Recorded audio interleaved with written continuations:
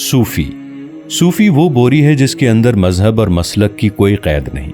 مسلم، ہندو، شیعہ، سنی، دیوبند، اہل سنت، مطلب کہ سب مذہب اس بوری میں آ سکتے ہیں، اور اس بوری کا منہ سچائی اور پیار کی رسی سے ایسے بند کیا جاتا ہے جو ڈوری کے سرے ایک دوسرے سے جوڑ کر آپس میں لپیٹ کر اوپر سے زبان کی شہد لگا کر مضبوط کر کے بوری کو اچھی طرح سے سی کر بند کیا جاتا ہے۔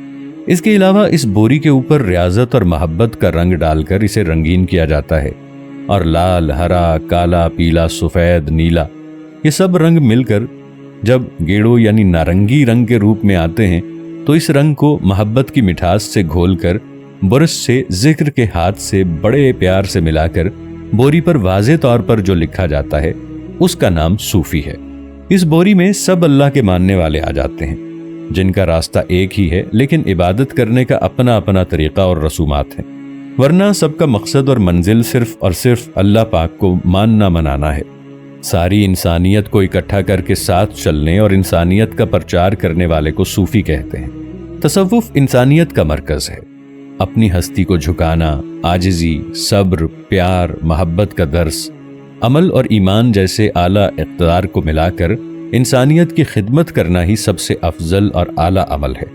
مسلمان صوفیوں نے کتاب اسلام قرآن کے بارے میں ہر علاقے کی زبان میں کلام لکھے اور پڑھے۔ یورپ میں صوفیوں نے ایجادیں کی، تھامس ایڈیسن نے بلب، گراہم بیل نے ٹیلی فون، فرانسورٹ نے ٹی وی، رچرڈ ٹریورتھ نے ریل گاڑی، رائٹ برادرز نے جہاز، تو کسی نے میڈیکل کے علاج کے سامان ایجاد کیے۔ یہ سب بھی صوفی ہی تھے۔ تصوف اللہ کے چھپے خزانے میں سے انسانیت کو دینے کا نام ہے۔ مسلمانوں میں ابن سینا ہے، طب کی دنیا میں علاج اور تھیوری میں اپنا نام روشن کیا، اور سائنس میں علم فلکیات اور علم الجبرا بھی ایک مسلمان محقق ابن خلدون نے اللہ کی قدرت کے نظارے سے اتحاد کر کے ظاہر کیے ہیں۔ آج دنیا میں جو بھی انسانی فائدے کی ریسرچ ہو رہی ہے وہ سب تصوف سے ہی شروع ہوئی ہے۔ تصوف کے بارے میں دوسرے الفاظ میں یہ بھی کہا جا سکتا ہے کہ قرآن کے کئی حصے کر کے الگ الگ باریکی سے دیکھنے کے بعد یہ سمجھنا کہ اس کے اندر سے اللہ پاک نے انسان کو کیسے کیسے راز قرآن میں بتا دیے ہیں، لیکن صرف وہی انسان ان رموز کو پرکھنے کے حقدار ہوں گے جو ذکر فکر کرنے والے ہوں گے، جنہوں نے مرشد، استاد، ہادی، راہبر سے ٹریننگ لی ہوگی اور خدمت کی ہوگی۔ قرآن اور کائنات کے اندر چھپے راز کو بھی تصوف کہتے ہیں۔ جتنے بھی راستے، مسلک، فرقے، مذہب ہیں وہ سب ایک ہی بات پر متفق ہیں کہ کسی کو اللہ کا راستہ آسانی سے جلدی مل جاتا ہے، اور اس میں راہبر کا ہاتھ بھی رہے تو اس میں مسلک یا مذہب کا بھی عمل دخل ہوتا ہے۔ کسی کی تبلیغ انسان کو جلدی سمجھ آ جاتی ہے، کسی کو دیر سے۔ جیسے کہ کسی کو گھوٹکی پہنچنا ہو تو کندہ کوٹ سے آنے کے لیے دریائے سندھ کی پل سے دوسری طرف آنا پڑے گا، اور پنجاب سے آتے ہوئے سیدھا روڈ ہے، اور کراچی سے بھی سیدھا روڈ آتا ہے۔ اگر کوئی انڈیا سے آئے گا تو اس کو اٹاری اسٹیشن سے فاصلہ لمبا پڑے گا، اور شارٹ کٹ آئے گا تو غیر قانونی طور پر سرحد پار کر کے پھنس جانے کے امکانات بہت زیادہ ہیں، اور بہت سارے لوگ پھنس بھی جاتے ہیں۔ ایسے ہی اللہ پاک کو قریب ہونے کا براہ راست بھی راستہ مل جاتا ہے، لیکن ان باتوں اور کمالات کو سمجھانے کے لیے سمندر کی گہرائی سے جواہرات ڈھونڈنے اور لے کر آنے کے لیے کامل رہبر کا ہونا ضروری ہے۔ جو انسان ان سب باتوں کو پرکھ کر، تول کر، سمجھ کر اور ان سب کو ملا کر محبت پیار کا درس دے کر اور محبت کا رس ڈال کر ملائم کر دے، جیسے کچی مٹی کو گوندھ کر ایک جیسا نرم، ملائم اور چکنا کرنے کے بعد مٹی کو اپنی مرضی سے موڑنے کی صلاحیت بھی رکھتا ہو، اور وہ مٹی گھل جائے، جیسے اسے لپیٹا جا سکے اور مٹایا جا سکے۔ ان سارے مرحلوں سے اس گزرنے والی مٹی کو وہ مٹی کہتے ہیں جس سے کمہار برتن بنائے اور جو بھٹے میں اینٹ کے لیے کام آئے۔ ایسے ہی ایک انسان اسی طرح مرحلوں سے گزر کر، تکلیف، دکھ، مصیبت، درد، ظلم و ستم سہ کر اگر زندہ بچ گیا تو وہ صوفی کہلائے۔ تربت کہیں اور ایسا ہوگا جیسے بھٹے کے اندر اینٹ، اس میں ملا وہ جیسے 100 سال یا اس سے بھی زیادہ عرصے کے بعد پکی اینٹ نیچے سے نکلتی ہے۔ ایسے ہی اللہ کا برگزیدہ بندہ صوفی قبر سے باخبر ہوگا اور رہتی دنیا تک فیض عام دنیا والوں تک پہنچاتا رہے گا۔ یہی صوفی ہے۔ میں یہ سمجھتا ہوں، اور میرا اپنے طریقے سے سمجھنا میرا حق ہے، جو مجھ سے کوئی انسان نہیں چھین سکتا۔ ہندو بھی بدھ کو صرف اوتار تصور کرتے ہیں اور ظاہر میں بدھ کو بھگوان سمجھتے ہیں۔ وہ سب ان کے اپنے طریقے ہیں اور ان سے ان کا طریقہ کوئی نہیں چھین سکتا۔ کیونکہ کسی کو اللہ بت میں ملے، کسی کو پانی میں، کسی کو آگ میں، کسی کو روشنی میں، کسی کو سورج میں، کسی کو چاند میں، مالک حقیقی اللہ خالق ہر چیز میں سمایا ہے، ہر چیز اللہ کی۔ اس کا یہ احاطہ کرنا عقل دلائل سے نہیں آئے گا۔ دلائل سے صرف عام انسان کو تو اللہ کے صفاتی نام سمجھائے جا سکتے ہیں، لیکن اس سے آگے جہان اور ہے۔ تصوف انسان کو درد، ہمدردی، تیمارداری، دوست، سچائی، خدمت، ریاضت، محنت، فکر، فاقہ اور بہت انگنت اچھی عادتیں ملا کر ہوتا ہے۔ لیکن اس کی بھی کچھ شاخیں ہیں اور صوفیوں میں بھی مختلف رنگ ہیں، اور ان میں سے ہر ایک کو مرشد سے ورثے میں ملی ہوتی ہے جس پر وہ پورے طریقے سے عمل کرتے ہیں۔ مثال کے طور پر ملامتی صوفی، یہ جان بوجھ کر ایسے کام کرتے ہیں جو عام انسان کو سمجھ میں نہ آئے۔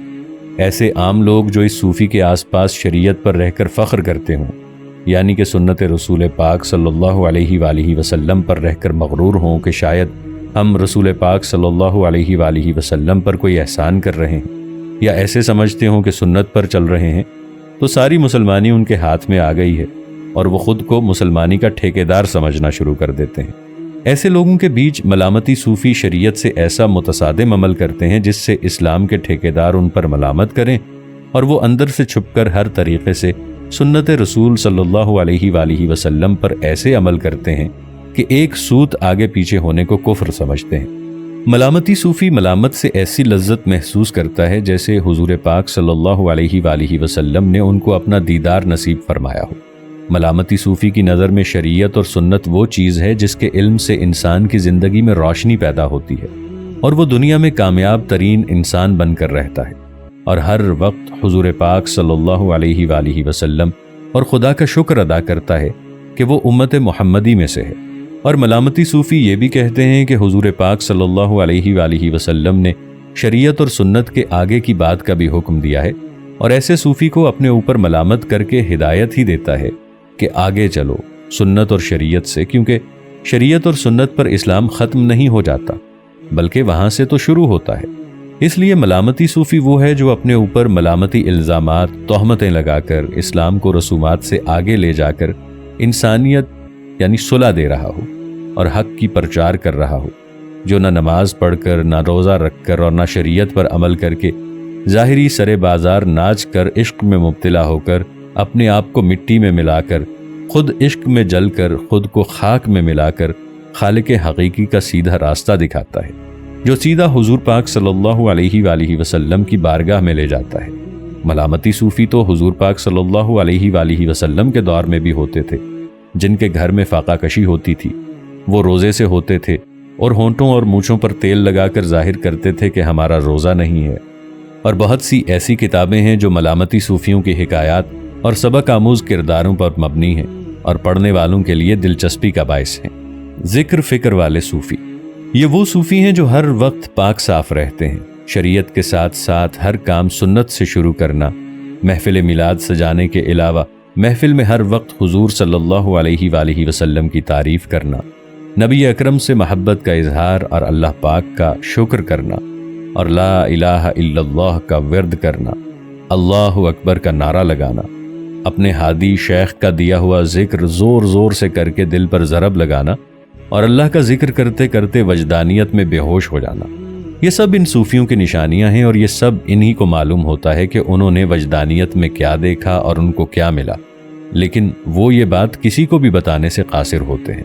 اس لیے وہ اللہ کی محبت کی وجہ سے کیسا ہے لیکن ہر وقت لذت میں رہتے ہیں۔ گڑ کھانے والے کو ہی پتا ہوتا ہے کہ گڑ کا ذائقہ کیسا ہے، لیکن وہ اس کی مکمل طور پر وضاحت نہیں کر سکتا۔ وہ صرف یہی کہے گا کہ گڑ میٹھا ہے، پر وہ لذت بیان نہیں کر سکتے۔ تو کھائے بغیر کوئی نہیں سمجھ سکتا کہ گڑ کتنا میٹھا ہے اور اس کا ذائقہ کیسا ہے۔ اس لیے ذکر فکر والے صوفی اپنے آپ میں دنیا کو سمیٹے ہوتے ہیں۔ وہ ہر وقت اللہ کے ذکر فکر میں محو رہتے ہیں اور اپنے مرشد کی خدمت کر کے فخر کے ساتھ اپنی ہی دنیا میں مگن رہتے ہیں۔ سائنسدان صوفی، یہ صوفی دنیا میں ہر وقت اس سوچ میں رہتے ہیں کہ ہم انسانیت کے لیے کیا کام کریں جو انسان رہتی دنیا تک اس سے فوائد حاصل کر سکیں۔ جیسے کسی نے کنواں کھودنے کی ترکیب، کسی نے چکرا یعنی ویل ایجاد کیا، کسی نے طب میں تحقیق کی جیسے ابن سینا، ابن خلدون، مارکونی، تھامس ایڈیسن، یہ سب اور مزید اور بھی سائنسدان ہیں۔ जिनमें से किसी ने टीवी बनाई, किसी ने रेल, किसी ने टेलीफोन, तो किसी ने आवाज़ की लहरों को समझा। इनके अलावा भी कई इंजीनियर वगैरह आए। किसी ने फ्रिज बनाया तो किसी ने एसी, कंप्यूटर, और किसी ने पुल बनाए, बैराज बनाए, पंखे बनाए, मशीनरी बनाई, गाड़ियां बनाई, इंटरनेट बनाया, हवाई जहाज बनाया, बल्ब बनाए। ये सब इजादात इंसान को सहूलियात फराहम करने के लिए हैं। ये सूफी साइंसदान हैं जो हर वक्त मेहनत करते हैं, इंसानी भलाई का काम करते हैं और नई नई इजादात करते हैं। इन्हें भी अताएं होती हैं क्योंकि वो हर घड़ी इंसानी भलाई की सोच में रहते हैं। अदीब सूफी, ये वो सूफी हैं जिन्होंने कायनात को किताब में बंद कर दिया। अल्लाह की कुदरत, अल्लाह के करिश्मे और मौजज़ात, तारीख़ और अदब के अलावा भी कई इल्म हैं जो इनके ज़रिए बराह रास्त या किताबों की सूरत में हम तक पहुँचे, जिनसे रहती दुनिया तक और क़यामत तक फैज़ हासिल होता रहेगा। और जो भी इनकी किताबों को पढ़ेगा वो हिदायत पाएगा, क्योंकि इनकी सारी ज़िंदगी में जो भी इन पर गुजरी, किसी वली पर तहकीक या किसी साइंसदान की शख्सियत पर उन्होंने इल्मी नज़र डाली और हर करामत चीज़ को किताब की सूरत में ढालकर इंसानियत की भलाई का सामान बनाया। और इनकी किताबों में वाक़यात की ऐसी मंजरकशी की कि इंसान को लगता है कि वो उस दौर में चला गया है और वो मुश्किलात या खुशियाँ उसकी खुद की हैं या उसी ने झेली हैं। अशफाक अहमद, फैज़ अहमद फैज़ शामिल हो गए। अदीब सूफिया किराम में शामिल होते हैं। सूफ़ी शायर, ये वो सूफ़ी हैं जिन्होंने अपनी ज़िंदगी में कई मुश्किलात बर्दाश्त की और आजमाइश से गुजरते हुए वो अल्लाह के करीब होते गए और अपने सब्र के तरीक़ों से वो बड़े ओहदों पर पहुँचे। सूफिया में और हबीब जालिब जैसे हक़ परस्त अल्लाह ताला ने इनकी कुर्बानियों की वजह से इन्हें जो अताएँ की वो इनके आरिफाना कलाम, शायराना विरसे और किताबी ज़ख़ीरे की सूरत में मौजूद हैं। हर दौर के सूफ़ी शायरों ने अपने चुने हुए कठिन रास्तों पर जो भी रिंदाना सफ़र किया, इस सफ़र को शायरी में बयान किया, जिससे रहती दुनिया में हर कोई फैज़ हासिल कर सकता है।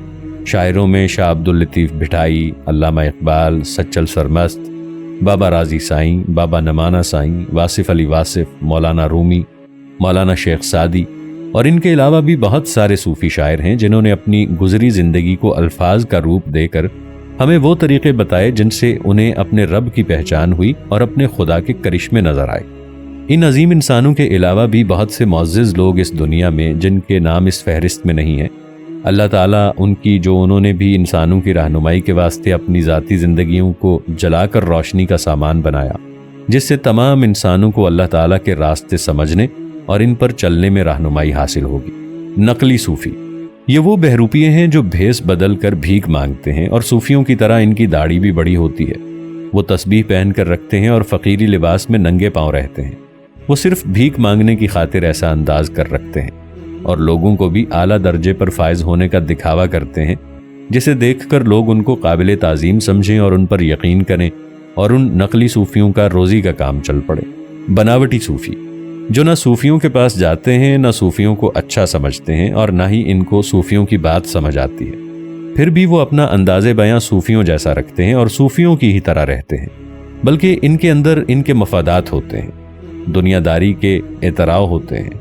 शायद कोई दुआ लग जाए, मेरी लॉटरी लग जाए और अमीर बन जाऊं मैं, इस पर पूरा यकीन होता नहीं है। ये लोग कुछ अरसे मसलक या फ़िरक़े से होकर आते हैं या फिर ये लोग सूफियों को आजमा कर कहीं दूर चले जाते हैं। ये लोग 80% बनावट में ही रहते हैं और इनका मिजाज बनावटी ही होता है। ये बनावटी लोग अहले तशय्यो, अहले सुन्नत, देवबंदी वगैरह, इनके पास जाकर भी अंदर से ऐसे उनके रंग में नहीं रंगते, पर ज़ाहिरी रंग जाते हैं।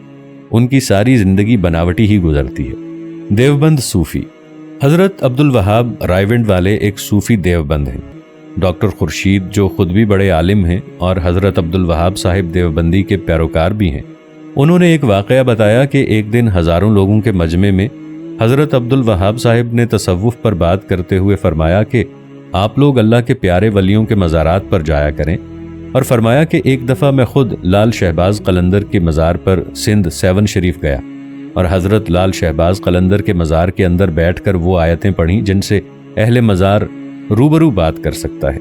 हज़रत अब्दुल वहाब साहिब ने फरमाया कि जो मैंने शहबाज कलंदर पर नूरानी तजल्लियाँ देखी, मैं बताने से कासिर हूँ। मैंने वहाँ नूर देखा और जब मैंने वजीफ़ा पूरा किया तो हज़रत लाल शहबाज कलंदर ने मुझसे गुफ्तगू की। बहुत सी न्याज और मोहब्बत भरी महफिल हुई। आखिर में मैंने हज़रत लाल शहबाज कलंदर से गुजारिश की कि आपके मज़ार पर हज़ारों लाखों अक़ीदतमंद आते हैं, इनमें से बहुत से ऐसे होते हैं जो नशे में होते हैं, ज़ायरीन में भंग शराब पीने वाले भरे होते हैं, मवाली नाच गाने करते हैं जो शरीयत में ममनू हैं। वो आपके इर्द गिर्द क्यों मौजूद होते हैं? जवाब में हज़रत लाल शहबाज कलंदर ने बड़े प्यार और शफकत से फरमाया कि अब्दुल वहाब साहब, बंदे अगर आप जैसे सब हाल जानते हैं वो हमारे पास नहीं आएंगे तो फिर ये लोग ही आएंगे, इसलिए कि अगर आप आएंगे तो ये नहीं आएंगे। कहने को तो तबलीगियों को कोई वहाबी कहता है, कोई क्या कहता है, लेकिन अक्लमंद इंसान ही इंसान का दोस्त होता है, और जो आदमी इंसानियत के काम आता है वही हकीकी सूफ़ी होता है, और इस मर्तबे पर जो फायज़ होता है इसे तसव्वुफ़ कहते हैं। एक मर्तबा मैं नाजीज़ डॉक्टर खुर्शीद और मेरी पूरी फैमिली साथ मैं बाबा राजी साईं के पास दुआ के लिए गए। कसूर बाबा बुल्ले शाह के मज़ार पर हाजिर हुए, सलाम किया और फिर रवाना हुए। बाद में हम हज़रत दाता गंज बख्श के दरबार में गए और फिर हज़रत अब्दुल वहाब साहिब के पास मिलने के लिए रायविंड गए। हज़रत अब्दुल वहाब साहिब ने लाउड स्पीकर में वाज़ फरमाया तो वाज़ करते हुए जो आवाज़ आ रही थी वो बिल्कुल हमें समझ नहीं आ रही थी। आवाज़ सुन तो रहे थे लेकिन ऐसे महसूस हो रहा था जैसे ज़बान से आवाज़ नहीं, जिगर से निकल रही हो। हमने एक साथ बैठे बंदे से पूछा कि क्या अब्दुल वहाब साहिब की तबीयत नासाज है? उन्होंने कहा कि काफ़ी अरसा हो गया है, साईं ऐसे ही बात करते हैं।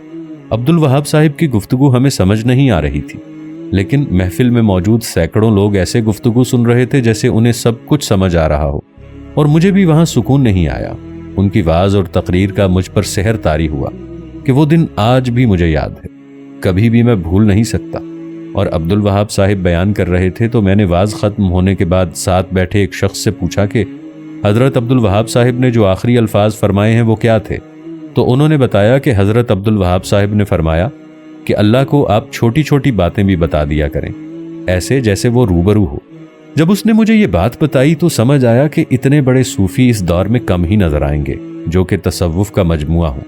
ये बात जो बता रहे हैं कि छोटी छोटी बातें अल्लाह से कर लिया करो, तो इस अंदाज से जाहिर होता है कि हज़रत अब्दुल वहाब साहिब अंदर के सूफ़ी हैं।